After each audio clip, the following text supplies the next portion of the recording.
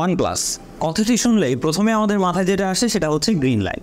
তবে সেই সমস্যার হয়তো সমাধান হলো এখন। অফিসিয়ালভাবে OnePlus এখন বাংলাদেশে এসেছে এবং তারা তাদের অফিসিয়াল ইভেন্টে প্রথমেই লঞ্চ করেছে তাদের নর্ড লাইন আপের N30 এসি এবং তার সাথে স্বস্তির ব্যাপার এটাই যে এখন তারা গ্রিন লাইন ফোনগুলোকে কিন্তু ফ্রি অফ কস্ট ঠিক করে দিবে, সেই সিদ্ধান্ত তারা নিয়েছে।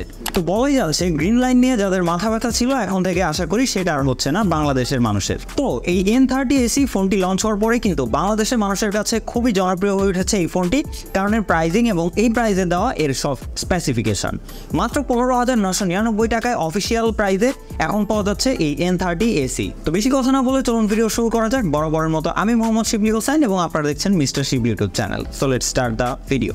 প্রথমত ডিজাইনের কথা বললে স্মার্টফোনটি কিন্তু বাজেট রেঞ্জ অনুযায়ী খুবই সুন্দর একটা ক্লাসিক ডিজাইন নিয়ে এসেছে। 8mm থিকনেসে এটা কিন্তু পলিকার্বনেট বডি ব্যবহার করা হয়েছে এবং পেছনের দিকে একটা আলাদা রকম টেক্সচার ব্যবহার করা হয়েছে যেটা কিন্তু রোদে গেলে খুব সুন্দর একটা রিফ্লেকশন প্রোভাইড করে। ফোর্স এন্ড বাটনের কথা বলে সব কিছুরই উপস্থিত থাকছে এই ফোনটিতে।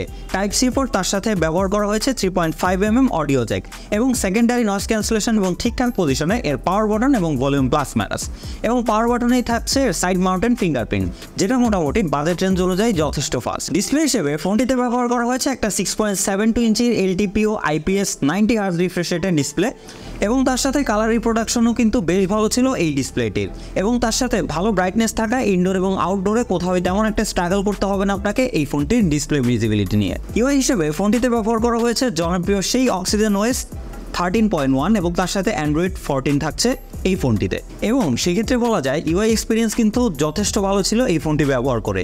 হেভি কোনো ব্লুটুথ পাবেন না আপনারা, নর্মালি কয়েকটা প্রি ইনস্টল অ্যাপ্লিকেশন পাবেন যেগুলো চাইলেই আনস্টল করে দিলে একদমই ক্লিন একটি ইউআই এক্সপিরিয়েন্স পাবেন এই ফোনটি থেকে। এবং আরও একটি হাইলাইট পার্ট রয়েছে এটার প্রসেসরে। এতে ব্যবহার করা হয়েছে MediaTek Dimensity 6020, যেটাকে আমরা যদি MediaTekের অন্যান্য প্রসেসরের কথা ধরি এটা মোটামুটি G99 যে প্রসেসরটি রয়েছে সেটারই একটা 5G ভেরিয়েন্ট আপনি ধরে নিতে পারেন।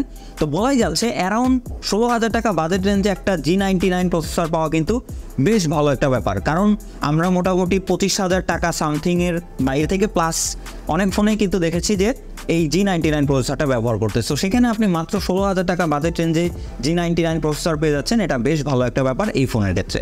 সেক্ষেত্রে আপনি ডে-টু-ডে পারফরমেন্সে কিন্তু বেশ ভালো একটা সাপোর্ট পাবেন এই ফোনটি থেকে এবং তার সাথে টুকটাক গেমিংয়েও কিন্তু ভালো একটা আউটপুট দিবে এই ফোনটি। তার সাথে OnePlus কিন্তু এবার টোটাল 3 বছরের কিন্তু ফ্লুয়েন্ট ইউজার এক্সপিরিয়েন্স আপনাকে গ্যারান্টি দিচ্ছে। মানে মোটামুটি আপনি নতুন ফোন কেনার পরে যেরকম একটা এক্সপিরিয়েন্স পাবেন আগামী 3 বছর একদম সেম এক্সপিরিয়েন্স পাবেন, এর গ্যারান্টি দিচ্ছে OnePlus। এবং ফোনটিতে ব্যবহার করা হয়েছে 4GB RAM এবং 128GB স্টোরেজ। তার সাথে ইন্টারেস্টিং ব্যাপার আরও একটি রয়েছে সেটা হচ্ছে এই ডুয়েল স্টেরিও স্পিকার। এই বাজেট রেঞ্জে কিন্তু একদম 300% ভলিউমের ডুয়েল স্টেরিও স্পিকার দিচ্ছে OnePlus, যেটা তারা ক্লেম করছে এবং এর লাউডনেসও কিন্তু যথেষ্ট ভালো ছিল। ক্যামেরা হিসেবে পেছনে আপনারা ডুয়েল ক্যামেরা সেটআপ পেয়ে যাচ্ছেন, একটা হচ্ছে 50 মেগাপিক্সেল এবং আরেকটা হচ্ছে 2 মেগাপিক্সেল এবং সামনের দিকে পেয়ে যাচ্ছেন 8 মেগাপিক্সেলের একটা ফ্রন্ট ক্যামেরা। সেক্ষেত্রে যদি আমরা ভিডিও সাপোর্টের কথা বলি পেছনে এবং সামনে বোথ কিন্তু আপনারা 1080p 30fps এ ভিডিও করতে পারবেন। ভিডিওতে মোটামুটি কোনো রকম হাই স্ট্যাবিলাইজেশন না থাকার কারণে একটু শেকি ভাব আপনারা পাবেন এর ক্যামেরা থেকে। তবে যদি পিকচার কোয়ালিটির কথা বলি 16,000 টাকা বাজেট রেঞ্জে মোটামুটি ভালো স্ট্যান্ডার্ড একটি পজিশনে থাকবে। মোটামুটি বলা যায় যে অন্যান্য ফোনগুলো যেমন অনেক কালার বুস্ট করে, লাল কালার অনেক লাল করে দেয় বা সবুজ কালার অনেক সবুজ করে দেয়, তো এরকম যে কালার বুস্টের ব্যাপারগুলো রয়েছে সেটা কিন্তু এটাতে খুব বেশি নেই। মোটামুটি ন্যাচারাল এবং নিউট্রাল একটি কালার আউটপুট দিয়েছে এই ফোনের ক্যামেরা থেকে। তার সাথে ফোনটিতে ব্যবহার করা হয়েছে 5000 mAh এর একটি ব্যাটারি এবং বক্সেই কিন্তু থাকছে 33 ওয়াটের ফাস্ট চার্জিং সাপোর্ট। সেক্ষেত্রে দেখা যায় 1 ঘন্টা প্লাস অ্যারাউন্ড 1.5 ঘন্টার মধ্যে আপনার ফোনটি ফুল চার্জ হয়ে গেলে আপনি ইজিলি 1.5 দিনের মতো একটা ব্যাটারি ব্যাকআপ পেয়ে যাবেন যদি এই নর্মালি ব্যবহার করেন, এবং যদি একটু হেভি ইউজ করেন অ্যারাউন্ড 6 থেকে 7 ঘন্টার এসওটি পেয়ে যাবেন এই ফোনটি থেকে। সো ওভারঅল বলা যায় এর ভালো দিক খারাপ দিক নিয়ে কথা বললে ভালো দিক কিন্তু মোটামুটি সব জায়গায় আপনারা দেখতে পাবেন এই প্রাইস রেঞ্জের মধ্যে। এবং যদি আপনারা কমতির কথা বলেন সেক্ষেত্রে আমার কাছে মনে হয়েছে যে এর 4GB RAM, যেটা কিন্তু 2024 সালে এসে একদমই মানানসই না। মানে আপনি যদি খুব হেভি মাল্টিটাস্কিং করতে যান সেখানে দেখা যাবে যে র্যামের ঘাটতি আপনি অবশ্যই লক্ষ্য করবেন। সো এই র্যামের ব্যাপারটায় কস্ট কাটিং ছাড়া আমার কাছে আর তেমন কোনো দিকেই এটার কোনো খারাপ দিক মনে হয় না। বাজেট রেঞ্জ যেহেতু 16,000 টাকার মধ্যে। সো ওভারঅল সবাই যেহেতু এটাকে ভালো বলছে, অ্যাকচুয়ালি ফোনটা এই বাজেটের মধ্যে আমার মনে হয় যে বেস্ট ডিল হবে এখন পর্যন্ত দাঁড়িয়ে, কারণ একটা অফিসিয়াল ফোন এত সব কিছু ফিচার্স প্রোভাইড করছে মাত্র 16,000 টাকায়, তাও আবার OnePlus-এর একটি ফোন। সেক্ষেত্রে অবশ্যই রেকমেন্ড করার মতো একটা মডেল, চাইলে আপনারা আরও ডিটেলস রিভিউ দেখে ফোনটা কিনতে পারেন।